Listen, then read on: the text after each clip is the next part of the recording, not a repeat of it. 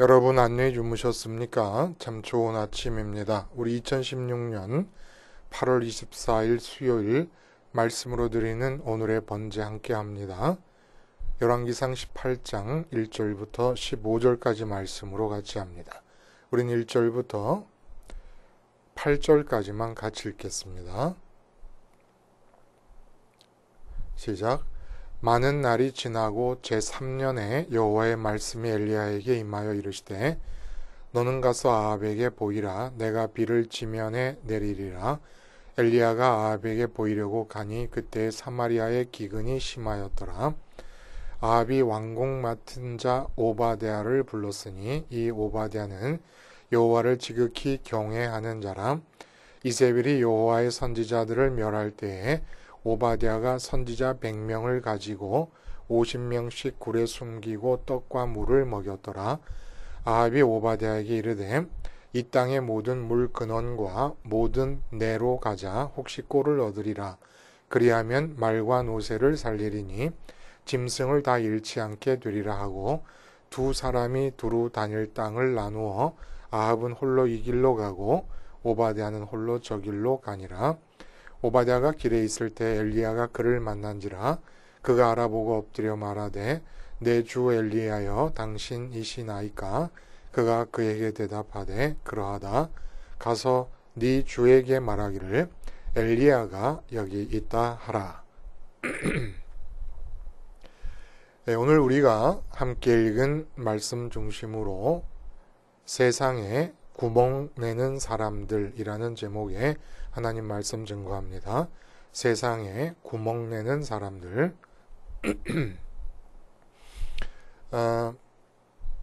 인도에서 이제 생겨난 불교의 세계관을 나타내는 단어로 인드라망이라는 말이 있습니다. 인드라는 인도의 베다 신화에 나오는 비와 천둥의 신이라고 그래요. 하늘의 제왕으로서 몸은 갈색이고 팔이 4개가 달려 있으며 2개의 창을 들고 코끼리를 타고 다니는 신이라고 합니다.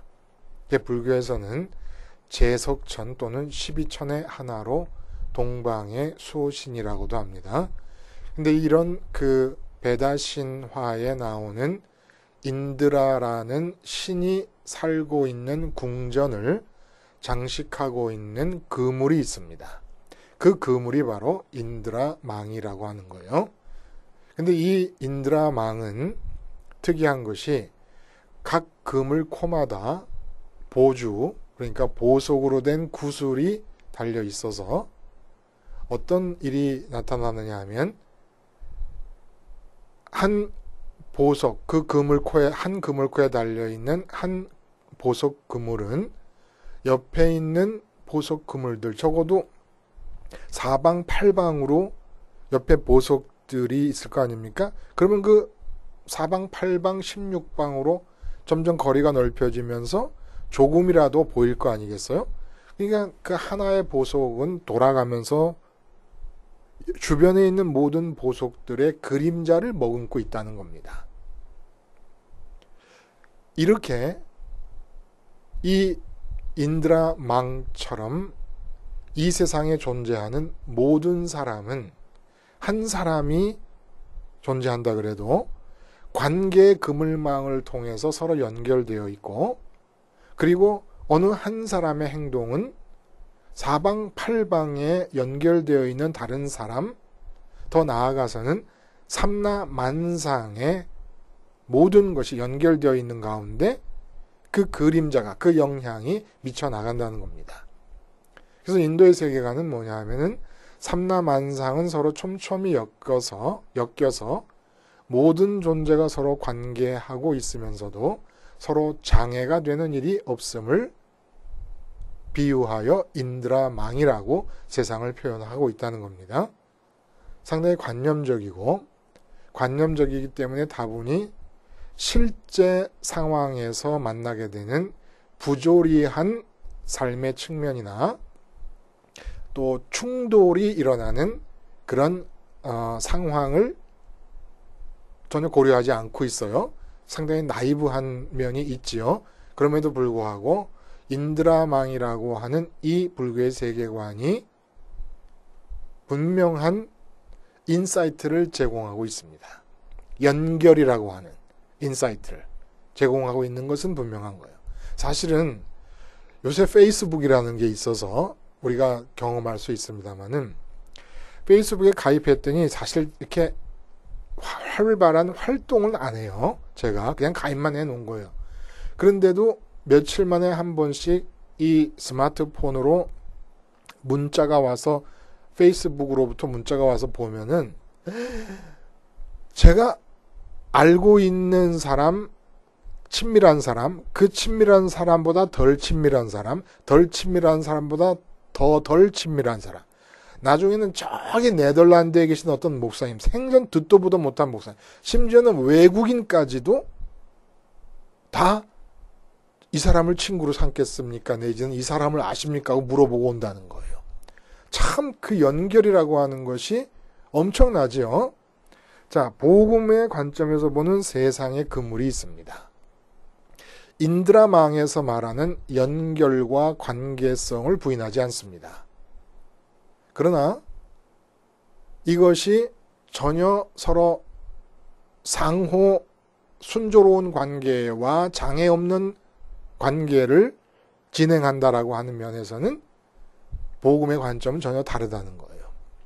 그러니까 인드라라고 하는 신이 사는 왕궁의 그물이 인드라망이었고 그 그물 코마다 보석이 달려있다 그러지 않았습니까? 그래서 그 그물 코를 한 사람 삼라만상 개개의 존재들로 비유를 한 것이에요. 근데 복음적으로 보자면 이런 연결을 부인할 수는 없지만은 그물 코에 달린 보석이라고 하는 말은 이 잘 안 받아들여진다는 거예요. 그러면 그물 코에 보석 대신에 뭐가 달려 있느냐? 기독교가 보는 세계관 속에서는 죄라고 하는 구슬이 달려 있는 겁니다. 죄가 뭐예요? 이 세상은 그물인데 하늘에 계신 하나님을 대항하여 버리는 촘촘한 그물망이라는 거예요. 하나님이 이 땅에 발을 못 붙이게 하려는 그물망이라는 겁니다. 하나님의 발이 이 세상에 들어올수록 하나님의 손이 이 세상에 들어올 수 있도록 하는 여지를 제거하는 촘촘한 그물망이라는 거예요. 이 세상이. 하나님의 살아계심이 이 땅에 끼어들 여지를 제거하려는 그물망이라는 겁니다. 이것이 사탄의 활동의 전모예요. 사탄이 뭐합니까? 이 세상을 하나님이 이 세상에 끼어들지 못하도록 하기 위한 그물을 형성하는 것이 사탄의 활동의 전모라고 할 수 있겠습니다. 그러면 도대체 어떻게 함으로써 하나님을 대적하는 촘촘한 그물로서 세상은 형성되어 있을까? 구체적으로 예를 한번 들어봅니다. 어느 한 가정이 있어요. 6명으로 이루어진 가족이에요. 할아버지, 할머니, 아빠, 엄마, 그리고 아들과 딸. 그렇다고 칩시다. 그러면 6명의 마음마다 그 마음 6개의 마음이 있을 거 아닙니까? 6개의 마음마다 첫 번째 자리에 세상의 대상들이 들어와 있습니다. 할아버지, 할머니, 아버지, 엄마, 아들, 딸이 서로 친족관계, 가족관계로 그물을 형성하고 있습니다. 그리고 이들이 밖으로 나가면 할아버지의 친구들이 있고 할아버지의 친척이 있고 할머니의 친척, 할머니의 친구들이 있고 아는 사람이 있어요. 그리고 엄마, 아버지의 친척과 또 다 각자 또 따로 또 있어요. 아는 사람들이. 또 이 아들과 그렇게 해서 관계망이 뻗어나갑니다. 근데 이 6명의 가족들의 마음의 첫 번째 자리에 이 세상에 어떤 것들이 들어와 있음으로써 6명이 촘촘하게 하나님의 살아계심이 끼어들 여지를 제거해버리고 맙니다. 그리고 그 6명이 나가서 만나게 되는 인간관계에 속한 모든 사람들의 마음의 첫 번째 자리 속에서도 하나님 말고 이 세상에 어떤 다른 것들이 들어와 있음으로써 촘촘한 그물망, 인드라망에서의 보석 대신에 이러한 마음의 첫 번째 자리에 이 세상의 것들을 들여와서 그물이 형성되어 있다는 거예요. 우리 마음의 첫 번째 자리에 끌어들여 온 것이 이게 보석 아니겠습니까? 나에게 보석 아니에요? 가장 귀한 보석 아닙니까? 어떤 것을 우리 마음의 첫 번째 자리에 끌어들입니까? 궁극적으로 나에게 만족과 기쁨을 줄 수 있다고 믿어지는 대상들. 그게 돈이든, 그게 뭐 할아버지와 할머니 같은 경우는 건강이고 맛있는 음식이고 여행일 수 있을 거예요. 아버지는 승진이고 사업의 성공이고, 어머니는 아들, 딸들과 형통이고, 아들과 딸들은 또 다른 무엇인가가 첫 번째 자리에 들어와 있을 것입니다. 뭐 좋은 남편감이라든지 아니면 취직이라든지 이런 것들이. 이렇게 해서 사람의 마음들이 인드라망에서 말하는 것처럼 연결된 사람들의 마음의 첫 번째 자리에 세상 것이 들어와 있음으로써 사람마다 세상 것을 보석으로 삼음으로써 하나님의 살아계심이 결코 끼어들어올 수 없을 정도로 촘촘하게 그물망을 이루고 있다는 겁니다. 이러는 가운데 한 사람이 예수님의 십자가를 붙잡으면서 자기 마음의 첫 번째로 들어와 있는 세상의 대상에 대해서 죽어버립니다. 그리고 주님의 부활과 함께 부활합니다. 예를 들어 엄마가 십자가 복음을 들었습니다. 이 6명의 가족으로 이루어진 가정의 엄마가 십자가 복음을 들었습니다. 그래서 아들과 딸들의 형통이 첫 번째 자리에 들어왔었는데 십자가에서 아들과 딸에 대해 죽고 부활하신 예수님과 함께 이 마음이 다시 살아나서 하늘에 계신 하나님을 첫 번째 자리에 모셔드리고 기쁨과 만족이라는 것은 이 세상에서는 없다. 내 아들과 딸이 아무리 형통해도 그거 진정한 기쁨과 만족이 아니다. 오직 하늘에 계신 하나님만이 만족과 기쁨의 진정한 근원이다. 라고 믿고 하나님을 추구하기 시작하면서 이 6명이라고 하는 6명으로 이루어진 이 가정이라는 그물에 구멍이 생기는 겁니다. 이 구멍이 생기는. 그리고 선민은 누구냐? 내가 머물고 있는 처소에서 세상에 구멍을 내는 자들이라는 거예요. 이 구멍을 내라고 선민으로 택하신 것입니다. 그리고 이 구멍이 이 땅에서 만들어질 때, 세상에 구멍이 뚫릴 때, 이 세상에 뚫린 구멍을 하나님은 터널로 삼으시고 당신의 살아계심이 통과하여 이 세상에 나타나게 하시는 것입니다. 오늘 본문은 하나님께서 드디어 3년 6개월 동안 지속된, 오늘 본문에서는 3년이라고 했습니다만은 엘리야가 그 사르밧 과부에게 가기 전에 그리 시냇가에 있으면서 까마귀를 통해 이 떡과 고기를 공급받았던 시절이 6개월인데 그 이후로 3년이에요. 그래서 3년이라고 말씀을 하시는 건가 봐요. 엘리야 이제 가뭄을 끝내고 비를 허락하시기 위해서 엘리야를 아합에게 보내십니다. 그러니까 아합과 이세벨이 추구하는 바알 숭배와의 대결을 치른 뒤에 가뭄의 문제를 해결하시려는 겁니다. 그래야 가뭄이라고 하는 이 하나님의 징계가 의미가 있으니까. 그래서 여호와 하나님이 참신이라고 하는, 우리 내일 보겠습니다만은 참신이라고 하는 사실을 드러내시기 위해서 대결을 먼저 하시려고 하는데 이 엘리야와 아합의 만남을 주선하는 일에 오바댜라는 사람이 등장을 하게 됩니다. 오바댜는 여호와를 섬긴다, 여호와의 종이다라는 의미가 담겨있는 이름인데 아합의 국내 대신이었어요. 근데 특이한 것은 우리의 눈길을 끄는 것이 뭐냐 하면은 지금 북왕국의 아합 왕에게 신임이 두터운 사람입니다. 국내 대신이니까 궁궐의 모든 살림을 도맡아 보는 사람이지요. 근데 이 오바댜가 하나님을 경외했다고 말을 하는 거예요. 어디서 감히 하나님을 경외합니까?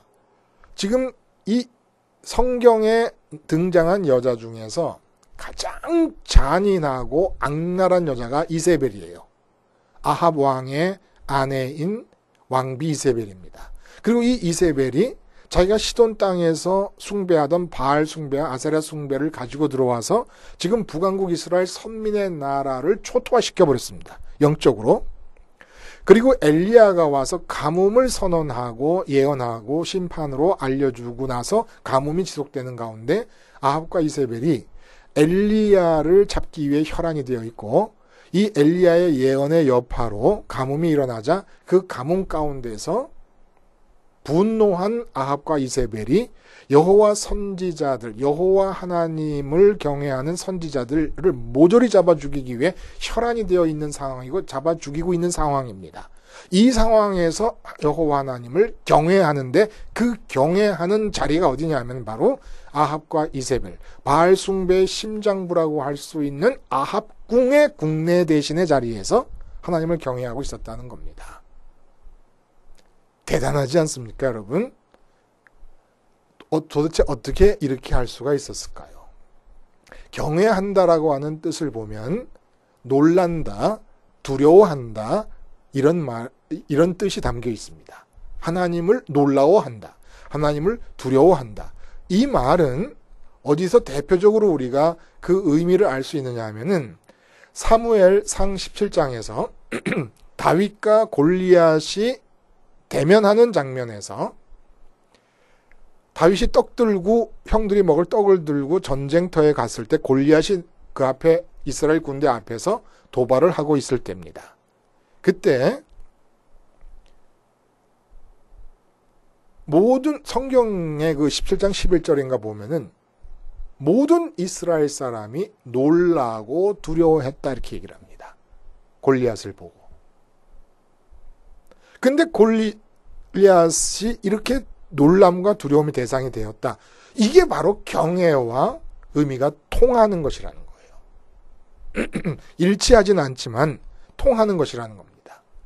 근데 다윗은 골리앗에게 놀라고 두려워하는 것이 아니라 보이지도 않고 만져지지도 않는, 그러나 그 자리에 분명히 살아서 계시는 여호와 하나님을 보고 놀라고 두려워한 것이에요.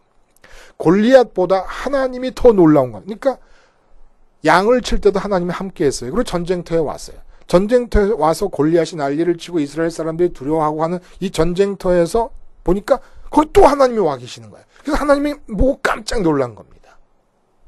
골리앗을 보고 놀라기 전에 하나님 보고 놀란 거예요. 하나님 보고 두려워한 거예요.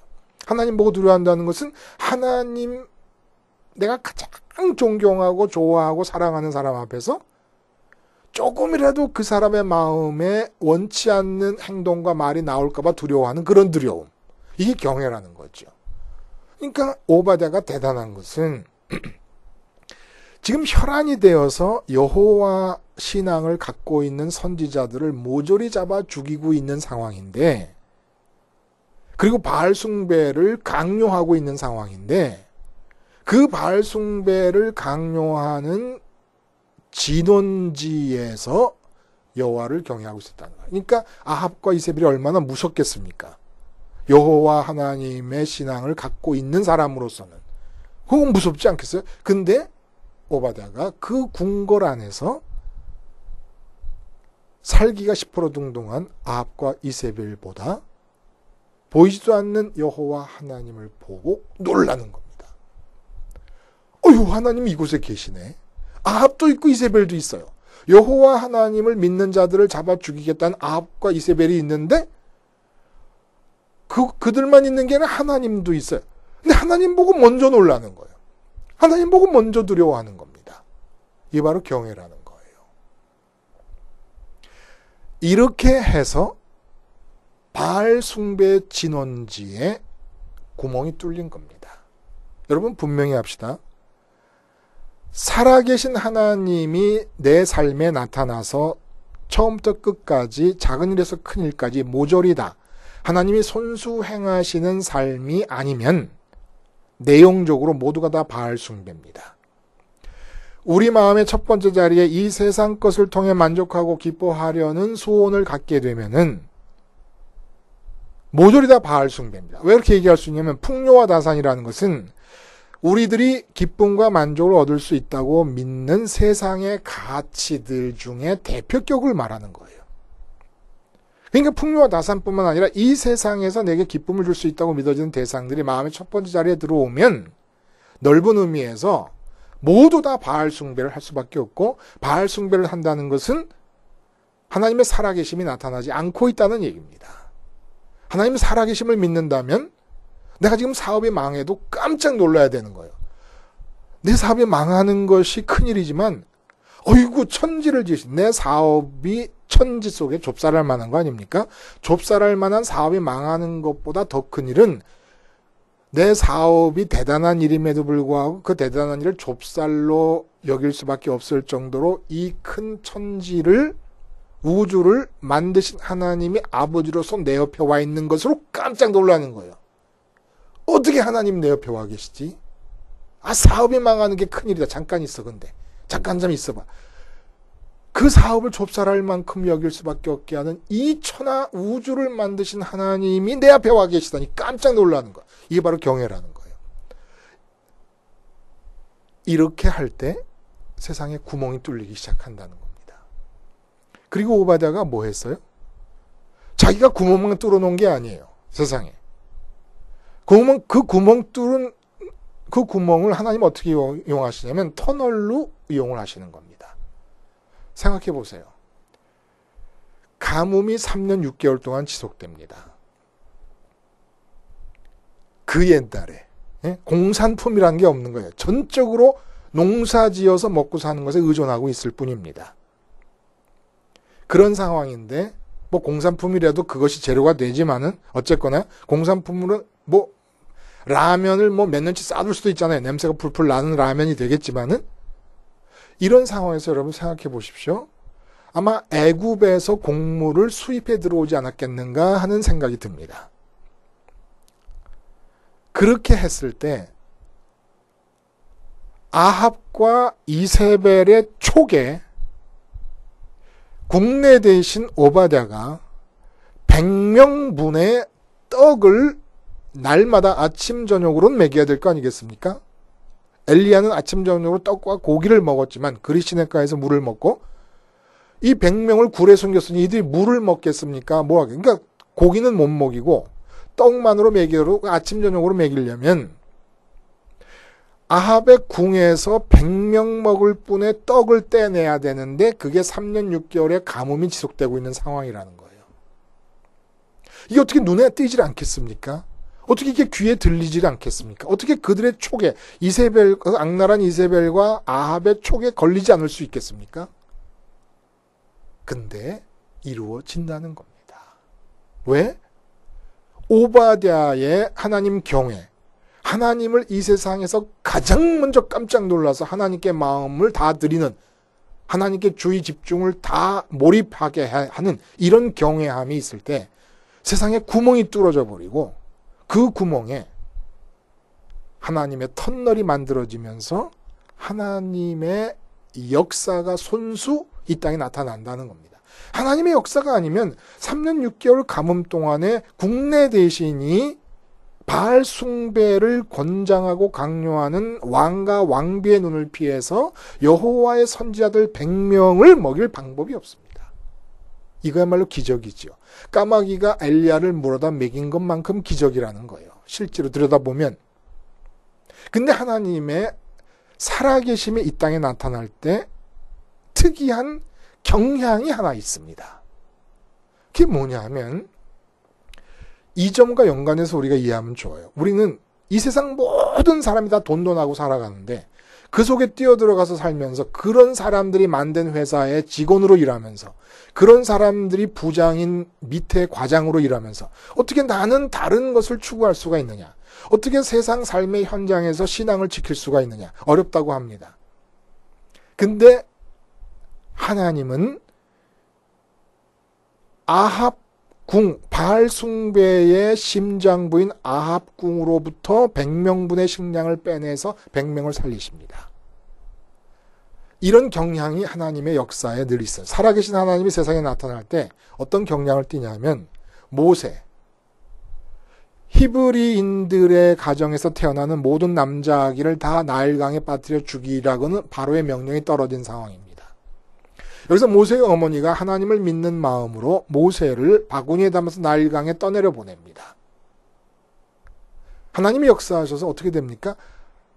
히브리 남자아이들을 다 죽이라고 명령을 내린 히브리 남자아이들의 사망의 진원지인 바로 왕궁에 들어가서 모세가 왕자로서 40살까지 살게 됩니다. 이게 하나님의 역사라는 거예요. 그러니까 세상이 어떻다, 세상의 상황과 조건을 탓하지 말라는 겁니다.